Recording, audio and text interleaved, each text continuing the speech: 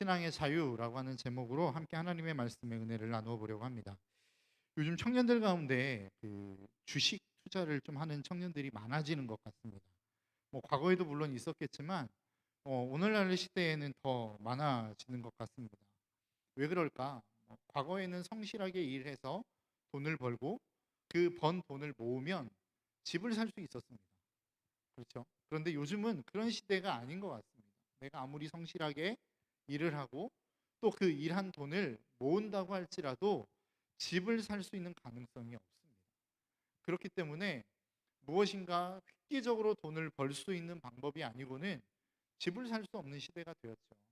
그러다 보니까 물론 성실하게 일하지 않는다는 게 아니라 그 성실하게 일해서 번 돈을 저축하기보다는 조금 더 가능성이 있는 곳, 더 많이 내 돈을 불릴 수 있는 곳에 투자하는 경우들이 많이 생겼다라는 것이죠. 제가 2018년도 12월 달에 저희 공덕동으로 이사를 왔거든요. 그때 이사를 다니면서 이렇게 보이는 부동산에 이렇게 집값이 붙어 있지 않습니까? 그 붙어 있는 집값을 보면 10억 밑으로도 있었습니다. 9억, 10억, 12억 이렇게 했던 것 같아요. 그런데 요즘 이렇게 지나다니다 보면 10억 밑으로는 거의 없는 것 같습니다. 조금 적게 나간다 그러면 한 15억, 20억 이렇게 붙어 있는 것 같아요. 그러니까 제가 온 지 한 만으로 3년이 채 되지 않은 그 상황 속에서 거의 집값이 5억 이상이 올랐다는 거죠. 근데 이 가격이 이 3년 안에 다 오른 거는 아닌 것 같고요. 한 그 전 제가 오기 5년 전부터 집값이 이렇게 급하게 올라갔다고 하더라고요. 그래서 이렇게 급하게 올라갔을 때에 이렇게 투자나 부동산이나 주식 투자에 관심이 많으신 분들이 그런 이야기를 하셨다고 그래요. 5년 전에 이제는 집값이 오를 만큼 올랐다. 그러니까 지금 집을 사는 것은 손해 보는 일이다라고 했다는 거예요. 그래서 집을 안 샀답니다. 그런데 5년이 지나고 난 후에 그리고 또 그 3년이 지나고 난 후에 집값이 어마어마하게 올라 버렸습니다.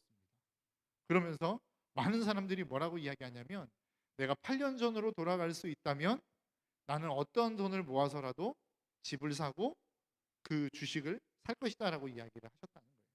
그래서 많은 분들이 이야기하기를 내가 8년 전으로 돌아가면 꼭 해야 될 두 가지가 있는데 첫 번째는 공덕동에 집을 사는 거고 또 하나는 테슬라의 주식을 사는 거랍니다. 이 두 가지가 엄청나게 올랐기 때문에 내가 8년 전으로 돌아갈 수만 있다면 나는 그 두 가지를 꼭 사겠다라고 이야기하시는 분들이 많더라고요.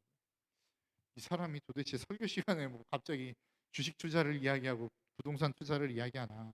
제가 무슨 이야기를 드리고 싶냐면 여러분 우리의 미래를 우리가 예측할 수 있다면 그리고 앞에서 말씀드린 것처럼 5년 전, 8년 전으로만 우리가 돌아갈 수만 있다면 여러분도 그렇게 하시지 않겠습니까? 여러분 수중에 돈이 없다 할지라도 빚을 내거나 대출을 받아서라도 꼭 이곳에 집을 살려고 하지 않겠습니까? 왜 그렇죠? 그 돈을 빌려서 내는 이자가 별로 중요하지 않기 때문에 그렇습니다. 그것은 이미 집값을 오르거나 아니면 주식이 오른 그 값으로 충분히 만회할 수 있는 돈이기 때문에 내가 그 이후 이전으로만 돌아갈 수 있다면 많은 사람들이 이 일들을 하게 될 것이다 라고 생각하게 되어진다라는 것이죠. 오늘 본문 32절의 말씀은 이렇게 이야기합니다. 그리고 너희는 진리를 알게 될 것이며 진리가 너희를 자유롭게 할 것이다. 여러분 이 말씀을 들을 때 어떤 생각이 드십니까? 내가 진리를 알면 정말로 진리가 나를 자유롭게 하겠지? 너무 좋다, 행복하다 이런 생각이 드십니까? 저는 제일 처음에 이 말씀을 들을 때 무슨 생각이 들었냐면 도대체 뭘 자유롭게 한다는 거야? 내가 뭐에서부터 얽매였기에 나를 자유롭게 한다는 이야기지? 라고 하는 의문을 좀 가졌었습니다. 여러분들은 그런 생각 하시지 않으셨는지 모르겠어요. 저는 그런 생각이 좀 들더라고요. 도대체 내가 무엇으로부터 그렇게 얽매여 있기에 나를 자유롭게 만든다라고 하는 말씀이신가? 그런데 이 질문을 예수님이 말씀하시는 이 말씀을 듣는 당시의 유대인들도 가지고 있었던 것 같습니다. 오늘 본문 33절입니다. 그들은 예수께 말하였다. 우리는 아브라함의 자손이라 아무에게도 종노릇한 일이 없는데 당신은 어찌하여 우리가 자유롭게 될 것이라고 말합니까? 유대인들도 마찬가지였다라는 거예요. 야, 너희들 지금 종노릇하고 있어 라고 이야기하는데 그 이야기를 듣는 유대인들이 뭐라고 이야기하냐면 우리는 종노릇한 적 없어요 라고 이야기하고 있다라는 거예요. 그때 주님이 대답이 무엇입니까? 34절에 예수께서 대답하셨다. 내가 진정으로 진정으로 너희에게 말한다. 죄를 짓는 사람은 다 죄의 종이다. 그러니까 주님은 뭐라고 이야기하냐면 너희들이 지금 죄의 종노릇하고 있는 거야. 우리가 종노릇하고 있음에도 불구하고 종노릇하고 있다라는 것을 인지하지 못하는 이유가 무엇인지 아십니까? 눈에 보이지 않는 것에 종노릇하고 있기 때문에 그렇습니다. 그냥 우리가 지금까지 흘러왔던 일상생활을 하고 있는데 그것이 종노릇이었음에도 불구하고 그것이 지금까지 우리가 살아왔던 삶의 모습이었기 때문에 종노릇이라고 하는 것을 인식하지 못하고 있는 거예요. 여러분, 죄라고 하는 게 무엇이죠? 성경에서 이야기하는 죄, 하말티아라고 하는 것은 관역에서 벗어났다라고 하는 의미를 가지고 있습니다. 활시위를 쫙 당겨서 탕 쐈는데 그 화살이 슉 날아가서 관역을 비껴 맞는 것을 죄라고 이야기하는 겁니다. 그러니까 성경에서 이야기하는 죄가 무엇이냐? 하나님께서 저와 여러분들을 만드신 목적이 있다라는 거죠. 그 목적에서 벗어난 삶을 살아가는 것을 성경은 죄라고 규정하고 있다라는 거예요. 여러분들에게 질문 하나 던질까요? 여러분들은 주님의 목적에 맞는 삶을 살아가고 계십니까? 우리는 주님이 우리를 만드신 목적을 따라 살아가지 못하고 있음에도 불구하고 그것이 너무나도 당연한 것처럼 여겨지는 삶을 우리는 살아가고 있다라는 것이죠. 왜 그렇습니까? 지금까지 그렇게 해왔으니까. 그렇게 살아왔으니까. 나뿐만 아니라 모든 사람들이 그러한 삶을 살아가니까 이게 무엇인가 죄라고 여겨지지 않는 것입니다. 그렇기 때문에 죄가 우리를 끌고 가고 있고 우리가 죄의 종노릇하고 있음에도 불구하고 우리가 죄의 종노릇하고 있다라고 하는 사실을 우리는 인지하지 못하고 있다는 거예요. 다시 이야기하면 죄는 우리가 하나님으로부터 멀어지는 것입니다. 그리고 그 하나님과 동행하지 못하는 것입니다. 하나님이 우리를 만드신 목적을 따라 살아가지 못하는 것입니다. 그럼 죄의 종노릇한다라고 하는 것은 도대체 무슨 의미일까요? 그것은 바로 내가 하나님께로 가까이 나아가지 못하게 하고 하나님과 동행하지 못하게끔 이 세상의 모든 환경과 상황으로 우리를 이끌어감에도 불구하고 우리가 거기에 대하여 저항할 힘이 없다라는 것을 의미하는 것입니다. 여러분, 세상을 보십시오. 세상이 하나님과 우리와의 관계를 갈라놓기 위하여 얼마나 많은 것들로 우리를 유혹하고 있습니까? 우리를 얼마나 많은 것들로 자꾸만 흔들어 놓느냐라고 하는 거예요. 과거에는 뭐 그래도 중심적인 것들이 있었습니다. 과거에 중심 사상들이 있었죠. 우리가 계몽주의가 일어나기 이전에만 해도 이미 하나님 중심, 신 중심의 삶을 살아왔다라는 겁니다. 신이 최고고 그 신을 섬기는 것이 최고의 삶의 모습이다라고 하는 인식이 있었어요. 근데 계몽주의가 나타나면서 이성을 강조하기 시작했죠. 야, 사람이 최고지.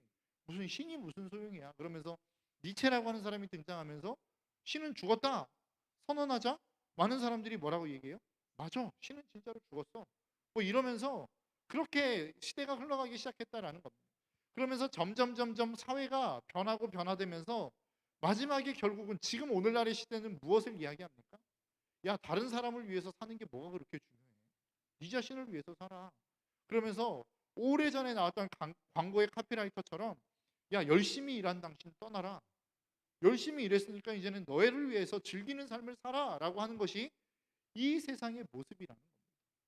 그렇게 삶을 살다 보니까 어떻게 돼요? 하나님을 기억하는 모습들이 쉽지 않아지더라고요. 여러분, 이 세상을 살아가면서 우리의 인생 가운데 버킷리스트라는 게 있습니다. 여러분도 하나쯤은 가지고 계실지 모르겠습니다. 내가 죽기 전에 반드시 해야 될 일들을 우리는 생각하고 있고 그리고 그것을 하고 싶어 합니다. 그것을 한다는 게 나쁘다라는 의미를 이야기하는 게 아니에요. 그런데 문제는 무엇이냐면 그것을 하기 위해서 내가 하나님과의 관계를 올바로 맺어가며 그 일들을 하고 있느냐라고 하는 거예요. 여러분, 우리의 삶에 있어서 쉼이라고 하는 것 너무나도 중요합니다. 쉼의 삶을 살아가는 거 참 중요하죠. 그런데 그 쉼이 도를 지나쳐서 하나님을 아예 잃어버리게 만드는 쉼이라고 한다면 그 쉼이 우리의 인생 가운데 무슨 의미가 있느냐라고 하는 거예요. 우리의 삶 가운데 어떠한 여가 시간을 즐기는 거 너무 중요합니다. 필요합니다. 우리의 스트레스를 풀고 우리의 마음을 풀어내는 거 너무 중요하다고요. 그런데 그 품의 자리로 나아가기 위해서 우리의 인생 가운데 주인이신 그 하나님을 잃어버릴 수 있다면 여러분, 그게 무슨 의미가 있느냐라고 하는 것입니다. 세상은 지금 계속해서 그러한 삶을 향하여 우리를 안내해 가고 있다라는 것이죠. 야, 너희들의 인생 너희들의 것인데, 야, 하나님이 무슨 소용이야? 하나님이 뭐가 그렇게 중요해? 너희들의 인생 너희들이 찾아가는 거야. 세상은 그렇게 나아가며 끊임없이 하나님과 우리와의 관계를 갈라놓고 있다라는 것입니다. 그러면서 우리는 뭐라고 생각해요? 야, 이게 정상적인 삶이지. 그런데 성경은 그것을 무엇이라고 이야기하고 있느냐? 하나님과 우리와의 관계를 갈라놓는, 그리고 그 갈라놓는 세상의 저항에 대하여 아무런 저항도 할 수 없는 우리의 모습에 대해서 죄의 종로를 타는 모습이다라고 이야기하고 있어요. 우리는 이야기합니다. 사실 저는 그런 이야기들을 했고, 저는 그렇게 저에게 맡겨진 영혼들을 가르쳤던 것 같아요. 우리가 죄로부터의 자유가 무엇이냐? 여러분, 이렇게 하나님과 우리와의 인생 속에서 하나님과 동행하지 못하는 것, 하나님의 뜻대로 살지 못하는 게 죄라고 한다면, 여러분, 죄를 짓지 않고 살아갈 수 있는 분이 계십니까? 아무리 노력하고 아무리 노력해도 이게 안 되는 거예요. 내가 하나님을 위해서 살고 하나님의 뜻대로 살아야지, 하나님과 동행해야지, 하나님의 목표대로 내가 삶을 살아가야지 라고 생각하는데, 내 삶의 현장을 나가보면, 바쁜 일을 처리하다 보면 하나님은 온데간데 없는 거예요. 또 내가 원하는 즐거운 일을 하다 보면 하나님은 전혀 내 생각 속에서 생각나지 않아요. 이런 삶을 살다 보니까 어떤 생각이 드냐면, 야, 진짜 이거 하나님의 뜻대로 살아갈 수 없는 거 아니야? 라고 하는 생각을 갖게 되었습니다. 그러면서 제가 무슨 생각을 하게 되었냐면, 야, 그래, 죄로부터의 자유, 하나님이 우리를 진리를 알게 할지니 진리가 너희를 자유하게 하리라 라고 하시는 말씀은, 내가 하나님으로 말미암아 죄를 짓는 삶을 살 수는 없어. 죄를 짓지 않고 살 수 있는 방법은 없어. 근데 하나님이 우리를 용서하셨다고 하니까 그 죄책감으로부터 하나님은 우리를 해방시키신 거야 라고 하는 생각을 하게 됐어요. 그러면서 그것을 다른 사람들에게 가르치기 시작했습니다. 그런데 성경이 진짜로 우리에게 그렇게 말씀하시는 게 아니더라는 거죠. 성경이 진짜 우리에게 말씀하시는 것은 무엇이냐? 하나님의 뜻을 따라 살아가는 것을 말씀하는 것입니다. 자유라고 하는 것은 내 상황과 환경에 맞게 어떤 환경들이 계속해서 변해가는 것을 자유라고 이야기하지 않더라는 거예요. 주님이 이 땅 가운데 오셔서 주님의 사역들을 하셨습니다. 하나님의 일들을 하셨어요. 그런데 주님의 사역을 놓고 보면 얼마나 화려한 일들이 많습니까? 그분의 사역을 단 두 가지로 요약하라고 이야기한다면, 가르치는 것과 병 고치는 일들을 하셨다는 거예요. 여러분, 한번 생각해 보십시오. 누군가 나에게 병 고치는 능력을 줬다면 얼마나 대단한 능력이겠습니까? 손을 얹으면 그냥 낫는 거예요. 그냥 나아라 그러면 나아버려요. 좀 더럽긴 하지만 막 진흙에 침을 뱉어가지고 막 눈에다가 막 바르면 그 사람이 눈이 막 떠지는 거라고요. 이런 일들을 여러분 한번 상상해 보셨습니까? 예수님이 그런 사역을 하셨어요. 얼마나 화려합니까? 얼마나 대단합니까? 얼마나 많은 사람들의 인정과 그리고 관심을 받기에 충분한 삶을 사셨느냐라고 하는 거예요. 그런데 그분의 개인적인 삶으로 가볼까요? 그분의 개인적인 삶도 그만큼 화려하셨을까요? 그렇지 않았습니다. 그분의 삶을 놓고 보면 어떻습니까? 그분의 삶은 언제나 많은 사람들의 공격의 대상이었습니다. 그분이 하시는 모든 사역은 많은 사람들의 비난의 대상이었고, 조롱의 대상이었고, 공격의 대상이었습니다. 오늘 본문 40절의 말씀입니다. 그러나 지금 너희는 너희에게 하나님에게서 들은 진리를 말해준 사람인 나를 죽이려고 한다. 주님이 오죽했으면 내가 하나님의 일들을 하고 있는데 왜 너희들은 나를 죽이려고 하느냐라고 하는 질문을 종교 지도자들에게 했다니까요. 그래서 그 종교 지도자들이 그렇게 주님을 죽이려고 하는 그 일들을 할 때에 주님은 어떻게 하셨습니까? 그 모든 사역 속에서 위축이 되셨습니까? 아, 나 이렇게 공격당하니까 이 일 더 이상 못 해먹겠어. 나 이제 그만할래. 주님이 그러셨어요? 아니요, 그렇지 않았어요. 주님은 여전히 하나님이 그에게 맡기신 사명을 감당하며 나가시더라는 거예요. 이게 무엇이냐? 이게 바로 종노릇하지 않는 자유함이라는 거예요. 여러분, 하나님은 한 번도 우리의 인생 속에 사역에 대한 타협을 이야기하신 적이 없습니다. 야, 너희들의 인생 너무나도 힘들지. 그러니까 내가 너희들의 사역을 좀 덜어줄게. 이제 그만해. 그만큼이면 됐어. 아직 내가 너희들에게 맡긴 사역을 다 완수하지는 못했지만 너 고생하는 거 아니까 내가 거기까지만 하게 해줄게 라고 이야기하신 적 없다고요. 하나님이 우리에게 사역을 맡기셨으면 하나님은 그 사역을 언제까지 감당하기를 원하시느냐? 죽기까지 감당하기를 원하신다는 거예요. 그래서 요한계시록에서는 뭐라고 이야기합니까? 내가 죽도록 충성하라. 그리하면 생명의 면류관을 내게 주겠다라고. 주님이 우리에게 말씀하시는 사역, 사명, 여기에 대한 충실함은 어디까지냐? 죽기까지라는 거예요. 한 번도 하나님은 우리에게 사역에 대하여 타협하라고 이야기하신 적이 없다고요. 죽기까지 충성하라고 말씀하고 있다라는 것입니다. 그것이 무엇이에요? 그게 바로 더 이상 그 모든 염려, 아픔, 고통, 어려움, 내가 사역을 해나가는 그 모든 방향 속에서 나를 가로막는 그 어떤 방해물과 장애물도 내가 그것에 영향을 받지 않고 사역할 수 있게 만드는 그것, 그게 성경에서 이야기하는 진리를 알지니 진리가 너희를 자유하게 하리라고 하는 말씀이라는 거예요. 왜 진리를 알면 우리가 여기서부터 자유할 수 있습니까? 끊임없이 여러분들에게 말씀드리는 거예요. 우리가 하나님의 복음을 향하여 나아가면 우리는 공격을 받을 수밖에 없어요. 세상이 우리를 가만두지 않아요. 어둠의 세력이 자리 잡고 있는 이 세상 속에 빛이 나아가면 세상은 그 빛을 거부하게 되어 있다고요. 그래서 그 빛을 막기 위해서 조롱하기도 하고 핍박하기도 하고 박해하기도 하고 우리를 죽이기까지 할 만큼 그 모든 복음을 방해하는 사역들을 세상은 한다는 겁니다. 그런데 우리가 거기로부터 자유할 수 있는 방법이 뭐예요? 성경은 무엇이라고 이야기하냐면 진리를 너희가 알면 거기에서부터 자유할 수 있다는 겁니다. 저는 이 진리를 아는, 그리고 이 진리가 우리를 자유하게 한다는 것을 앞에 말씀드린 서두에서의 말씀드린 그 내용으로부터 설명해 가고자 합니다. 여러분, 대출을 받아서 내가 정말로 과거로 돌아가서 이만큼의 집값이 올라간다라는 것을 알면 여러분들도 대출 받아서 집을 사지 않겠습니까? 대출 받아서 집을 사면 우리의 삶 가운데는 뭐가 남아요? 빚이 남겠죠. 집도 남겠지만 빚도 남을 겁니다. 그런데 이 집값이 충분히 오를 거라고 하는 확신이 있는 사람은 그 빚이 문제가 돼요, 안 돼요? 안 되죠.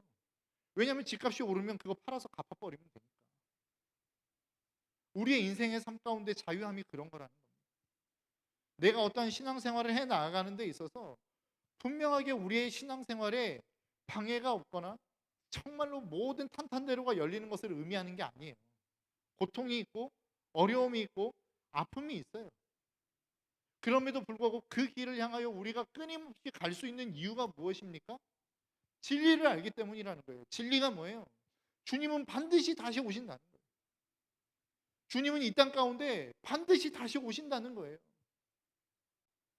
눈에 보이지도 않고 그분이 어떤 분이신지 우리가 손으로 만질 수 없고 입으로 귀로 들을 수 없고, 그리고 그분이 하시는 어떠한 일들을 내가 직접 내 눈을 통하여 볼 수는 없지만 성경이 말씀하시는 대로 그 주님은 반드시 이 땅 가운데 오신다는 거예요. 그래서 그분을 위하여 헌신했던 사람들, 그분을 위하여 자기의 삶을 포기했던 사람들, 그래서 그분을 위하여 우리의 삶을 내어 던진 사람들에 대한 충분한 보상을 그분은 해주겠다라는 겁니다. 그것을 아는 사람들은 우리의 삶을 주님 앞에 내어 던질 수 있다는 거예요. 나 하고 싶은 거 너무 많은데 그거 포기해. 포기 못하겠어요. 포기해. 그보다 더 좋은 것들이 너를 향하여 기다리고 있어.